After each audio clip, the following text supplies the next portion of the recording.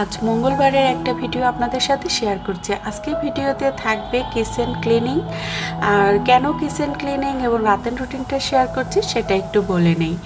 কারণ আমার তো সকালে নাস্তা করার পরে মনটা খুব খারাপ ছিল, কোনো ভিডিও শ্যুট করিনি। এদিকে দুপুরে হচ্ছে ফারজানা ভাবি আমাদের খাবার পাঠায় মা ছেলেকে, তো মা ছেলে খেয়ে কিন্তু খাবার বেঁচে যায়, এজন্য দুপুরে আর রান্না করিনি। শিউলিকে বললাম 4-5টা পাবদা মাছ একটু ম্যারিনেট করে রেখে দাও, রাত্রে একটু ভুনা করে নিয়ে আমরা রাত্রে ওটা দিয়ে খেয়ে নিব। এই জন্য আজকে কিন্তু আপনাদের সাথে আমি কিচেন ক্লিনিং প্লাস রাতের রুটিনটা শেয়ার করছি। আশা করছি পুরো ভিডিও জুড়েই কিন্তু আপনাদেরকে সাথে পাবো ইনশাল্লাহ।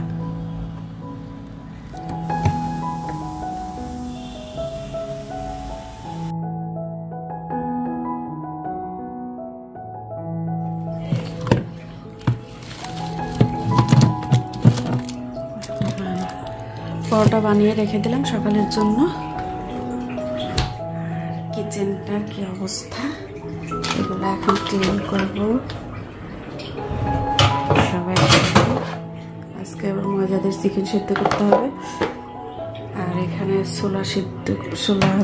ছোলার ডাল করব সকালের জন্য, তো সেজন্য ছোলার ডালটা একটু ভিজিয়ে রাখলাম। ঢাকনাটা যে শিউলি কই আগে রেখে দিই, পরে ঠিকঠাক করতে হবে। এগুলো সব একদম ক্লিন করতে হবে, ছোলা টোলা তা ক্লিনটা করে নেই। হ্যালো এভরিওয়ান, আসসালামু আলাইকুম। কেমন আছেন সবাই? আমি হেলেন, আপনাদের সবাইকে আমার কিচেন থেকে এলোমেলো কিচেন থেকে সবাইকে স্বাগত জানাচ্ছি নতুন আর একটি ডেইলি লাইফস্টাইল ব্লগ দেখার জন্য। আশা করছি আজকের ব্লগটা আপনাদের খুব ভালো লাগবে, কারণ যে আমরা রান্না করার সময় কি অবস্থা থাকে আর রান্না করার পর যখন পরিষ্কার করি তখন কিন্তু আমার মনটা যেমন ভালো হয়ে যাবে। আশা করছি আপনারা যদি পুরো ভিডিও জুড়ে আমার সাথে থাকেন তো আপনাদেরও কিন্তু ভালো লাগবে, কারণ ক্লিনিং ভিডিও দেখতে আমার অসম্ভব ভালো লাগে। আমিও মনে করি আমার যারা প্রিয় দর্শক আছেন তাদেরও ক্লিনিং ভিডিও ভালো লাগে আসলে, তাই না?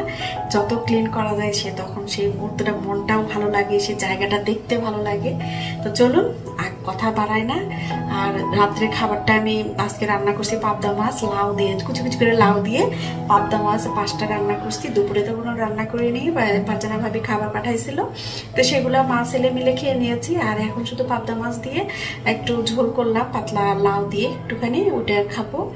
আর সকালের জন্য এই যে ছোলা ভিজিয়ে রাখলাম, ছোলার ডাল করব। একটু গরুর মাংস ফারজানা ভাবি দিছে না, অত গরুর মাংস আমরা কেউ খাইনি, তো ভাবলাম ছোলার ডালের ভিতরে দিয়ে একটু তৈরি ডালটা রান্না করবো। এটা সকালেই করবো, এখন ভিজাই রাখলাম। আর হচ্ছে পরোটা বানায় ফ্রিজে রাখলাম। সকালের কাজ আলহামদুলিল্লাহ ইনশাল্লাহ সবকিছু যে ঠিকঠাক থাকে সকালের ডান। সকালের নাস্তা যদি আপনি আগের দিন রাতে ডান করে রাখতে পারেন, এর চেয়ে কিন্তু আনন্দ হয় না, তাই না? ঘুমটাই খুব সুন্দর হয়, তো আমার তো হয়। তো সেই জন্য আমি কিন্তু এখন হচ্ছে একটা জিনিস আপনাদের সাথে দেখাই, সেটা হচ্ছে তেলের চার। তেলটা কিন্তু শেষের দিকে না, এখন আমি সুন্দর করে মেজে তেলটা শুকাতে দেবো, শুকানোর পর তেলটা ভরবো। তেলটা ভরে নেবো, এটা দিয়ে সবচেয়ে আমার কাছে পরোটা ভাজার জন্য আমার সবচেয়ে বেস্ট এটা।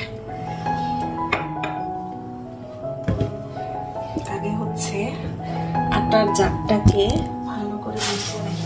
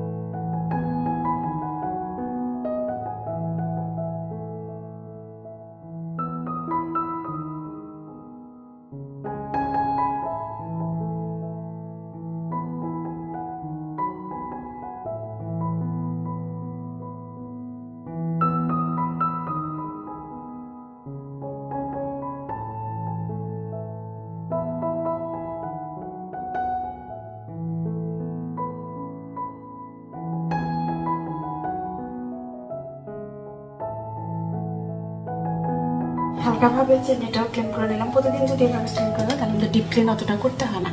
আমি সবসময় মাসে কয়েক মাসে ডিপ ক্লিন করি। এখন হচ্ছে স্ট্যান্ডার্ড জায়গাটা ক্লিন করব।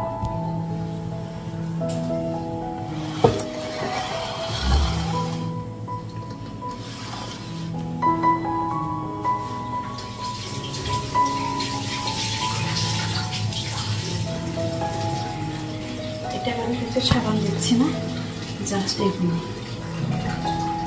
একটু ভেজা টাওয়াল দিয়ে মুছে নেলাম। জাস্ট এমনি একটু ভেজা টাওয়াল দিয়ে মুছে নিলাম।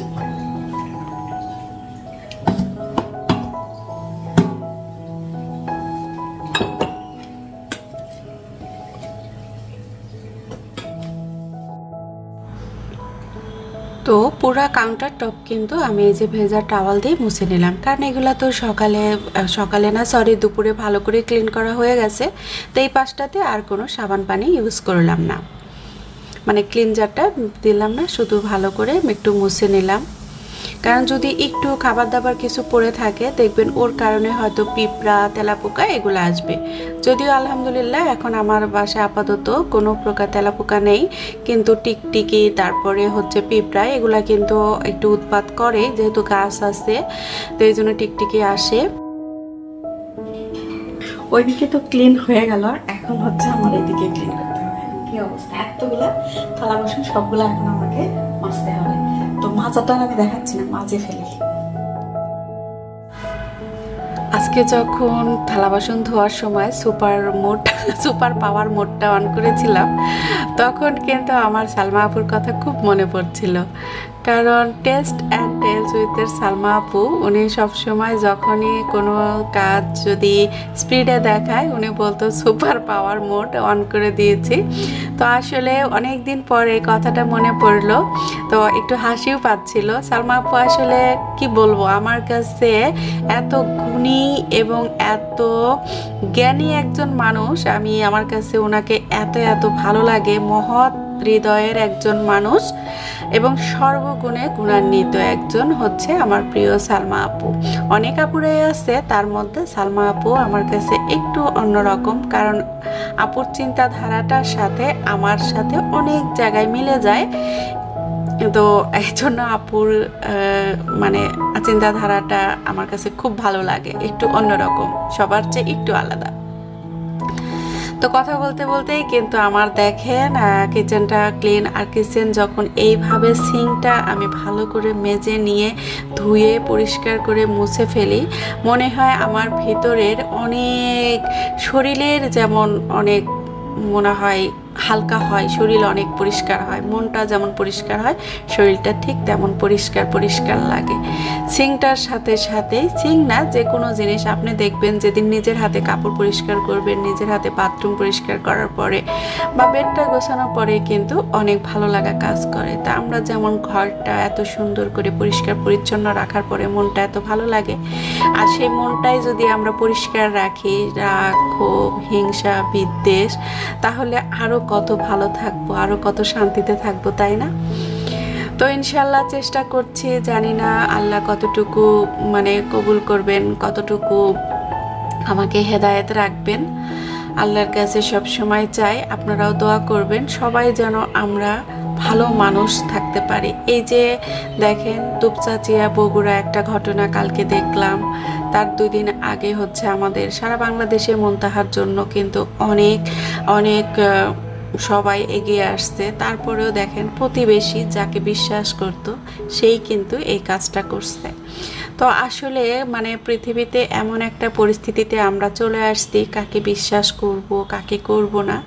তো মানে কোনটা করলে ভালো কোনটা করলে মন্দ কোনো কিছুই যেন আমরা এখন একদম জ্ঞান হিতাহিত সব কিছু হারিয়ে ফেলেছি, বিবেক বুদ্ধি জানি না।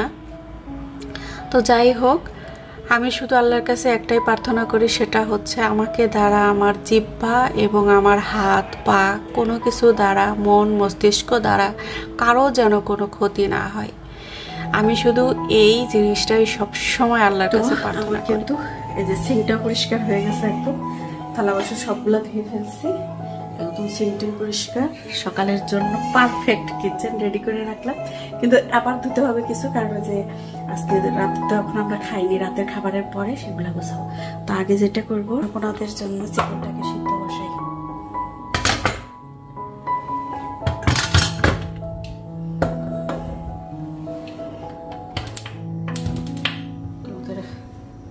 তোমাদের জন্য এই যে কলা, গাজর এটা একটু দিয়ে দিচ্ছি, একবার সিদ্ধ করে কেটে রাখলে একটু সুবিধা হয়।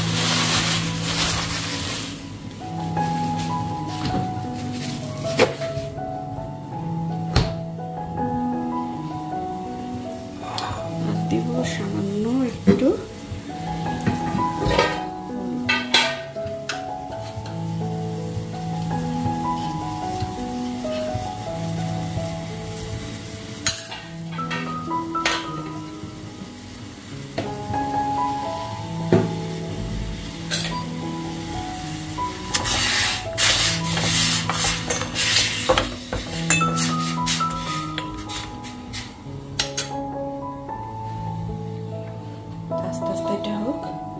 তেলের জারটা সুন্দর করে ধুয়ে নিছি।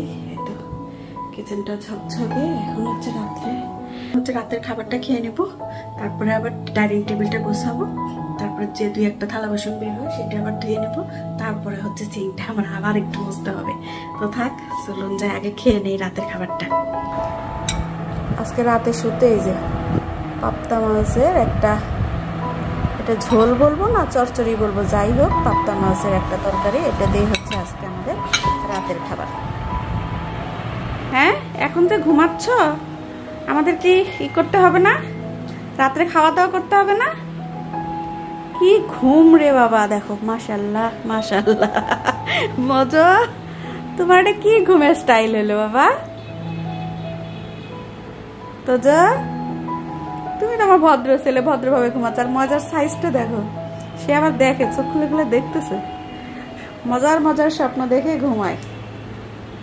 আর এই তো এই অবস্থা।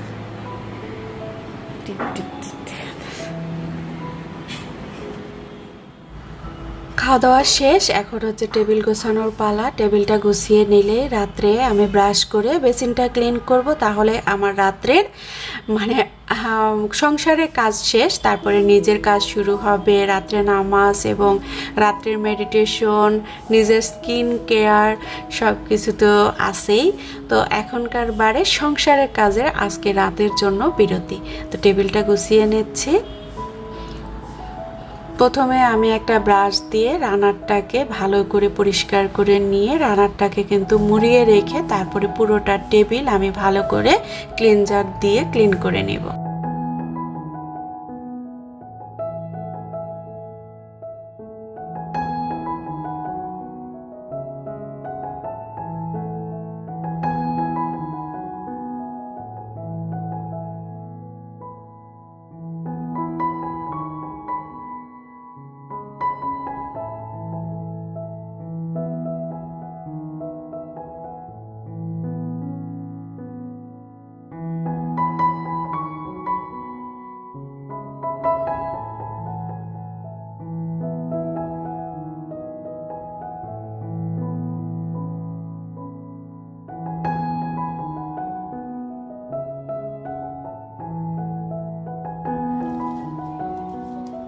তো টেবিল যখন ক্লিন করা হয় তখন কিন্তু চেয়ারেও ময়লা পড়ে, তো চেয়ারটাও কিন্তু ব্রাশ করে নিয়েছি। আর এখন তো নিচের ঝাড়ু দেওয়ার পালা। আর আমি যখন ঝাড়ু দিব আমার তোজো মজো আমার সাথে থাকবে না, সেটা তো হতেই পারে না। তো অনেক জোরে একটা ধমক দিয়েছি যে আমার আগে আগে কিন্তু থাকবে না, আমার অলরেডি অনেক দেরি হয়ে গেছে। আমি এই সব কাজ সব কিছু আমি রাত 9টার মধ্যেই করে শেষ করে ফেলি, কারণ তা না হলে আমাকে ঘুমাতে ঘুমাতে দেরি হবে। আমি সবসময় চাই 11টার আগেই ঘুমাতে। আর আপনারা জানেন আমি কিন্তু রাত্রে শোয়ার আগে আমার জন্য প্রায় 1 ঘন্টা রাখি এবং ঘুম থেকে উঠেও আমার জন্য 1 ঘন্টা রাখি। তো এইসব কারণেই কিন্তু আমার হচ্ছে একটু সংসার, বাচ্চা কাচ্চা, আত্মীয় স্বজন যেমন ভালোবাসি তার চেয়ে আমি আমাকে বেশি ভালোবাসি। এই জন্য আমি আমাকে বেশি সময় দিতে পছন্দ করি। অনেকেই বলেন সংসার করতে করতে সময় পাই না, আমি এটা মানি না। কারণ সংসার করতে হলে নিজেকে আগে সময় দিতে হবে। নিজে যদি সুস্থ ভালো না থাকি তাহলে আমি সংসারটাকে কিভাবে ভালো রাখবো, তাই না? তো অনেকে দেখা যায় যে নিজের জীবন বিসর্জন দিয়ে সংসারের জন্য করেন। তো আমিও এটা আগে এরকম ছিলাম, কিন্তু কিছু কারণে নিজের শরীর, স্বাস্থ্য, মন সব কিছু মিলিয়ে এখন আর আমি আমার যত্নটাই নেই। কারণ আমার যত্ন নেওয়ার জন্য একমাত্র আমি, আমার যত্ন কেউ নেবে না। তো এইটাই বললাম। তো এখন কিন্তু ঘরটাও ঝাড়ু দেওয়া হয়ে গেছে, আর একদম ক্লিন ঝকঝকে তকতকে কিচেন, ডাইনিং আর বেডরুমটা তো আগে ঝেড়ে নিয়েছি, হয়ে গেছে। এখন হচ্ছে এই বোতল দুটো পরিষ্কার করবো, গ্লাসটা পরিষ্কার করবো, তাহলে রাত্রির কাজ আমার শেষ। তো কেমন লাগলো আজকে ভিডিও? কামায় গেছি। তো একটু পরে ব্রাশ করব, তারপরে রাত্রে রুটিনটা। রাত্রে খাওয়া মানে ভিজিয়ে রাখলাম। এখন শুধু আমরা রাত্রে এটাই ভিজিয়ে রাখছি, সেটা হচ্ছে মেথি আর হচ্ছে গোটা ধনিয়া সস, দুটো একসাথে ভিজিয়ে রেখে আমরা দুইজনে খেয়ে নেই। এটা হচ্ছে 2 টেবিল চামচের মতো দিয়ে ভিজিয়ে রাখি। 1 টেবিল চামচ মেথি, 1 টেবিল চামচ হচ্ছে ধনিয়া। ধনিয়া আপনারা খেতে পারেন এই কারণে, হরমোনের যাদের ইনব্যালেন্স তারা কিন্তু এটা খুবই ভালো একটা বলবো রেমেডি। আর মেথি হচ্ছে যাদের ডায়াবেটিস আছে তাদের জন্য, প্লাস হচ্ছে রক্তে কোলেস্টেরল থাকলে সেটাও ভালো করে। তো আমি কিন্তু জগ, গ্লাস সব কিছুই সুন্দর করে মেজে নিয়েছি। এগুলা এখন হচ্ছে জায়গা মতো রেখে দিলাম। আর বোতলে পানি ভরার অতটা প্রয়োজন মনে করি না, কারণ হচ্ছে যেহেতু জার ওখানেই আছে, সবাই জার থেকেই আমরা পানি খাই। তো আমি এখন যে কাজটা করব, সবারই ব্রাশ করা হয়ে গেছে, আমি এখন ব্রাশ করব, প্লাস হচ্ছে সিঙ্কটা মানে বেসিনটা ক্লিন করব। সাথে এখানে কিন্তু এই যে একটা ফেস ওয়াশ আমি রেখে দিয়েছি, এটা দিয়ে আমি ফেসটাকেও ক্লিন করে নিব।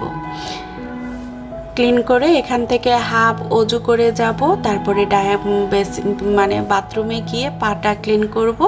তাহলেই আমার অজু করা হয়ে গেল, ফেস ক্লিন করা হয়ে গেল। তারপরে আমি আমার ত্বকের যত্ন নিব, যেমন রাত্রে যে আমি সিরামটা ব্যবহার করি, নাইট ক্রিম সব কিছু দিয়ে, তারপরে রাত্রে কিন্তু আমি গ্লিসারিন ব্যবহার করি ত্বকে, সব কিছু দিয়ে তারপরে হচ্ছে নামাজ পড়ব, দেন তেলাওয়াত করব, তারপরে মেডিটেশন করব, করে ঘুমিয়ে যাব।